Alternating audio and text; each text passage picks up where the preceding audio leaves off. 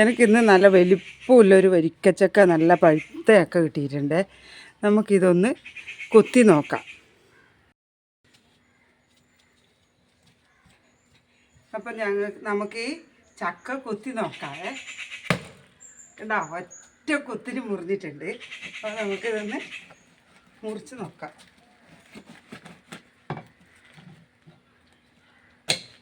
കണ്ടോ,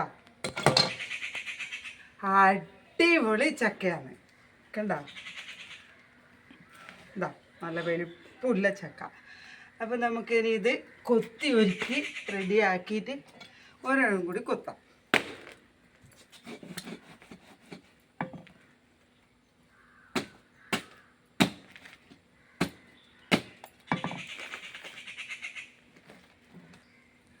നമുക്കിത് കൊത്തി റെഡിയാക്കാം.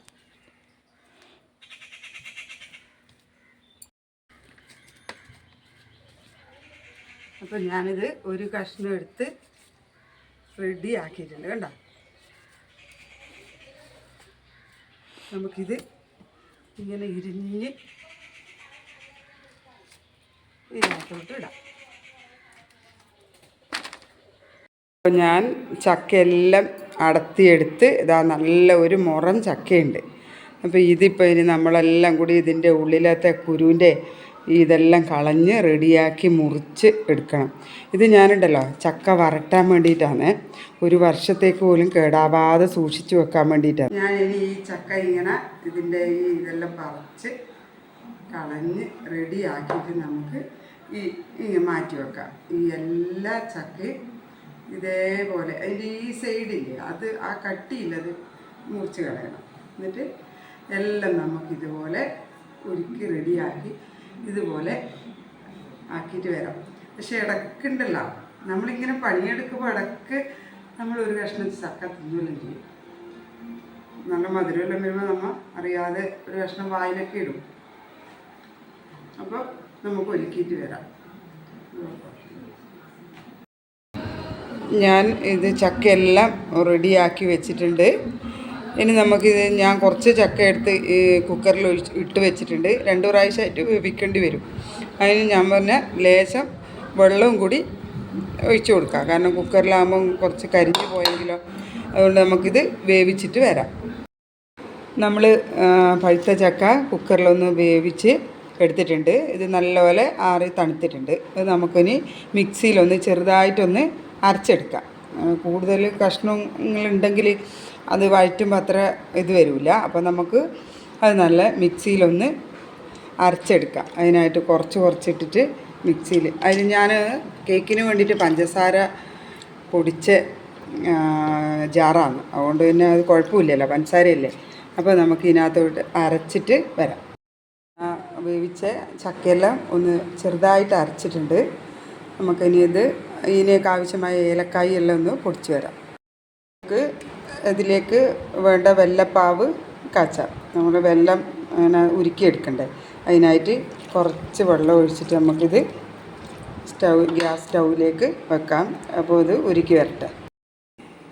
1.5 കിലോ വെല്ലമാണ് ഞാനിത് ഉരുക്കാൻ എടുത്തിട്ടുള്ളത്. കാരണം കുറച്ച് നല്ലപോലെ മധുരം ഉണ്ടായാലേ ഇത് പിന്നെ ഉരുക്കിയാൽ വരട്ടി വെക്കുമ്പോൾ നല്ല ടേസ്റ്റ് ഉണ്ടാവും. കുറച്ചും കൂടി ചക്കയ്ക്ക് മധുരം ഉണ്ടാവും, എന്നാലും നല്ല ചക്ക തന്നെയാണ്, എന്നാലും കുറച്ചും കൂടി മധുരം ഉണ്ടായിക്കോട്ടെ എന്ന് ഓർത്തിട്ട് 1.5 കിലോ വെല്ലമാണ് എടുത്തിട്ടുള്ളത്. അത് ഉരുക്കി വരുന്നുണ്ട്, നമുക്ക് റെഡിയാക്കാം. അപ്പോൾ ഞാൻ ചക്ക വരട്ടാൻ വേണ്ടിയിട്ട് മുറ്റത്തെ അടുപ്പത്ത് തീ കത്തിച്ചിട്ട് ഒരു ഉരുളി വെച്ചിട്ടുണ്ട്. അപ്പോൾ അതിൽ ഞാൻ ലേശം നെയ്യ് ഒഴിക്കുകയാണ്. കാരണം ഇത് അടിക്ക് പിടിക്കാതിരിക്കാൻ വേണ്ടിയിട്ട് നെയ്യ് ഒഴിച്ചു. ഇനി നമുക്കതിനകത്തോട്ട് ചക്ക അടിച്ച് വെച്ചത് ഒഴിക്കാം. അപ്പോൾ ഞാനിത് കുറച്ച് നെയ്യും കൂടി ഒഴിച്ചിട്ടുണ്ട്. അപ്പോൾ ഇത് കുറച്ചും കൂടി ഇങ്ങനെ വഴന്ന് വരാൻ വേണ്ടിയിട്ടാണ്.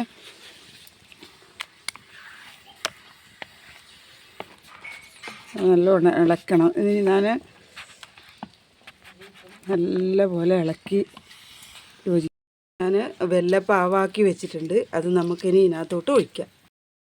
നമുക്കിതിനകത്തോട്ട് ഈ വെല്ലപ്പാവ് കുറേശ്ശെ ഒഴിച്ചിട്ട് ഇളക്കാം.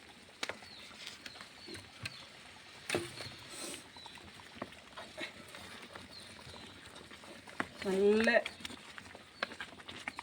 ഇതിപ്പം നല്ലോണം തിളച്ച് കൈക്കേക്കെല്ലാം മറിഞ്ഞു വീഴും, ശ്രദ്ധിക്കണം. ഇനി നമുക്കിത് നല്ലപോലെ ഇളക്കി യോജിപ്പിക്കാം.